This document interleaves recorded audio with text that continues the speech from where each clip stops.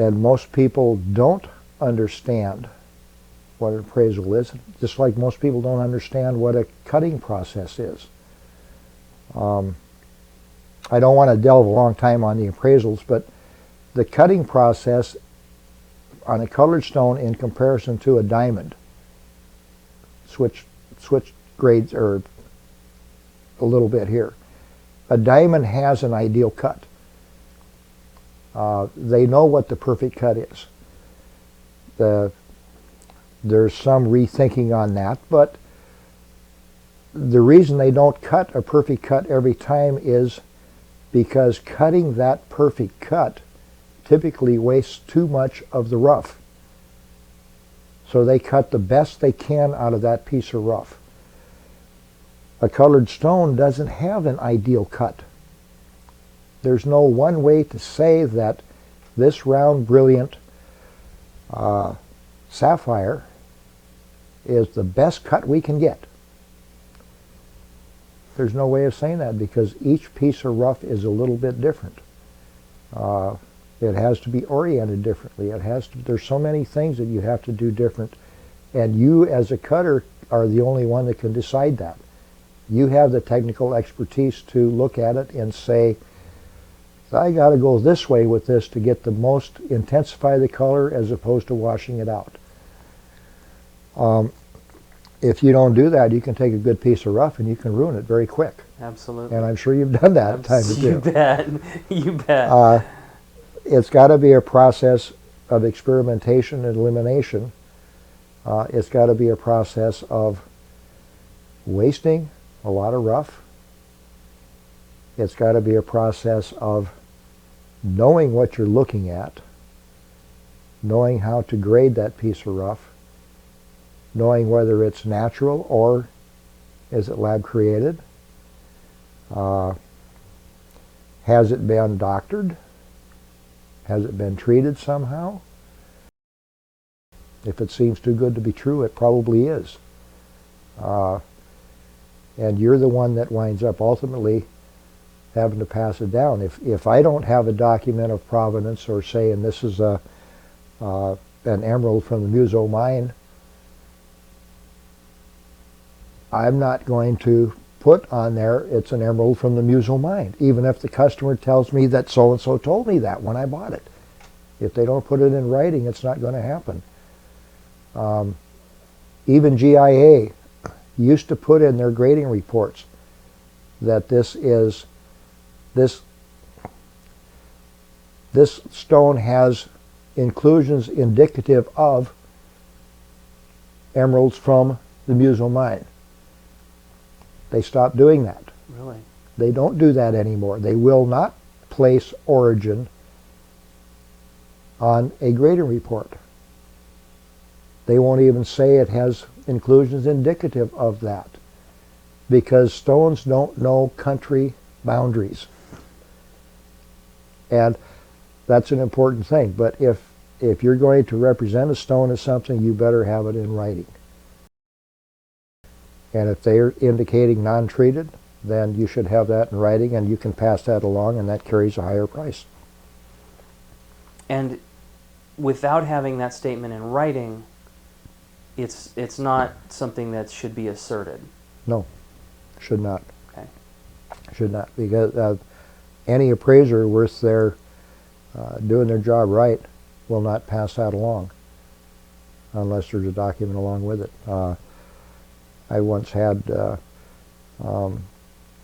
matching set bracelet, pendant, earrings that supposedly come from the Shah of Iran, that somebody in their family cut them for him, and then it came back to them and they got it. That was the history behind it, but nothing in writing. Therefore, there's no way I could put it down. What isn't documented doesn't exist. That's right. And too few people fail to do that.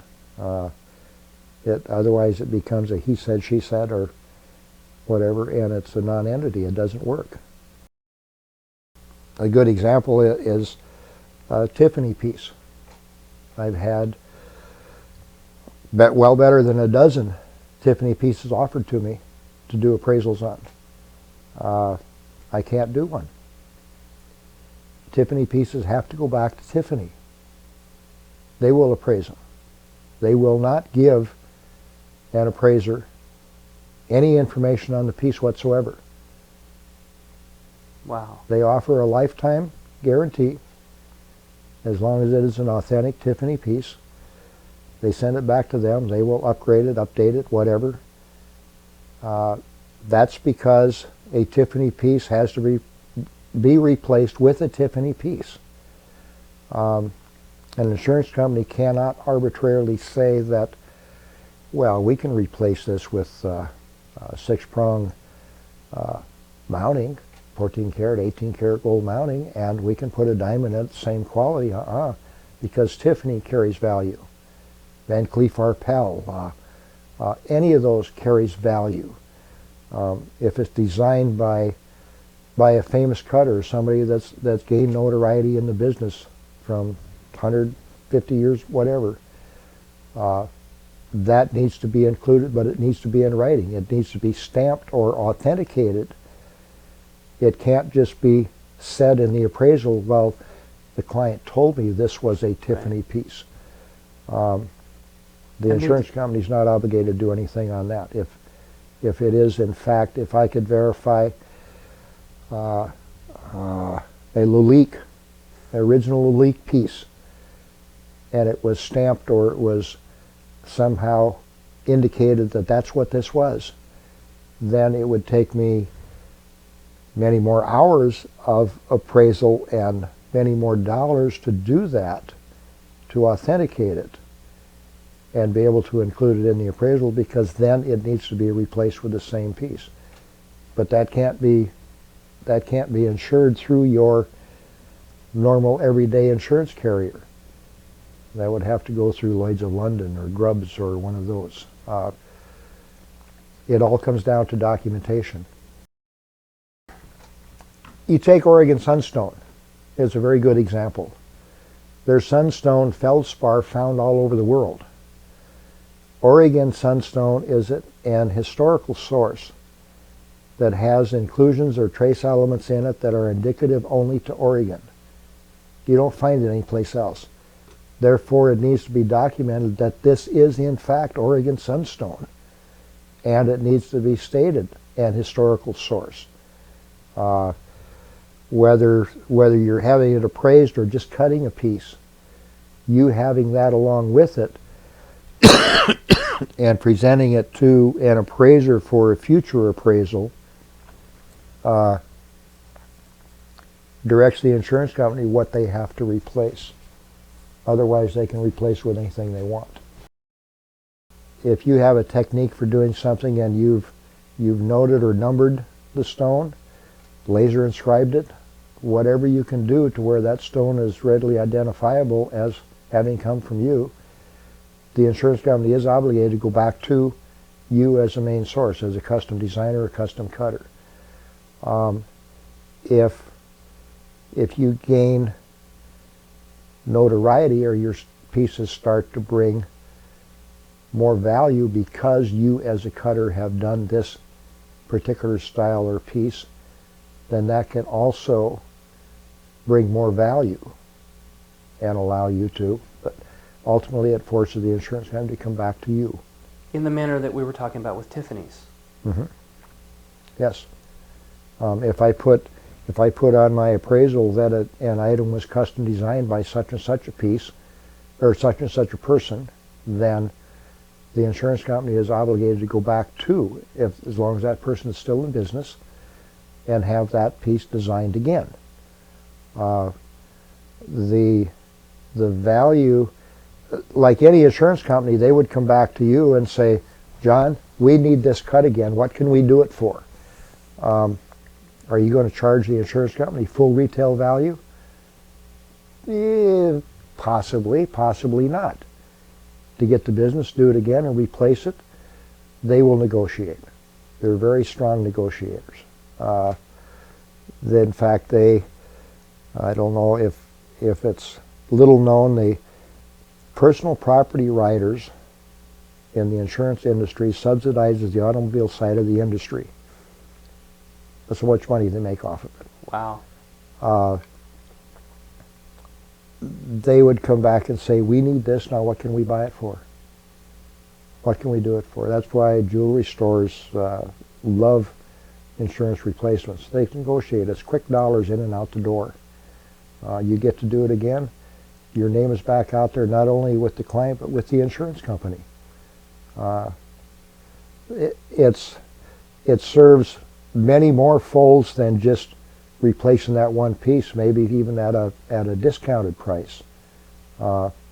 It puts you back out there. It puts more money back in your pocket, a quick turnaround, and you just keep on doing it. So the more you document your pieces, Yes. and the more you send that documentation with the pieces, every potential loss, every potential ring lost on the beach or down the drain or stolen while you're on vacation, every potential disaster is another potential repeat of the same sale. The more you document your Yes. work. The only thing that a cutter should investigate it, if you give a piece of documentation with a stone that you've cut and it's a loose stone, and then they're going to have it set. If you're setting it, fine. If they're taking it someplace else and setting it. Most insurance companies will not insure loose stones unless you went to a specialty company like Lloyd's of London, Grubbs, something like that. You should give a document with the stone. You should also keep a backup at your place of business, whether on a flash drive, computer disk, or something. If that's ever lost, you have a replacement, or can make a photocopy of it or a copy and issue back. Once it's set, then it should go along with the set piece for a future appraisal or an appraisal to document this stone was cut by John Bailey, this mounting was custom done here by so-and-so. It gives the insurance company a place to go. They have to go back to those sources to replace it. And the value of that document will be higher than a standard production piece would be. But you're forcing the insurance company where to go. The more documentation you can give the insurance company, the happier they are. It gives these claims adjusters, makes their job easier. They know where to go. They know who to contact. If you're no longer in business, if the person that custom made the mounting is no longer in business, then they have the option of, we can't replace this exact same thing, therefore we're going to cash you out. And then you can take the money and do what you want with it. To all the cutters out there that have to deal with people about insurance appraisals, an insurance appraisal or an appraiser doing an appraisal is not telling you what the item is worth. What the appraiser is doing is simply setting the upper limits of liability for the insurance company to replace that piece. They're not obligated to spend that much. They don't have to. It's the upper limit of what they'll spend. So if it's $5,000, if they can go out and buy it for $2,000 and replace the exact same thing, that's all they're obligated to do.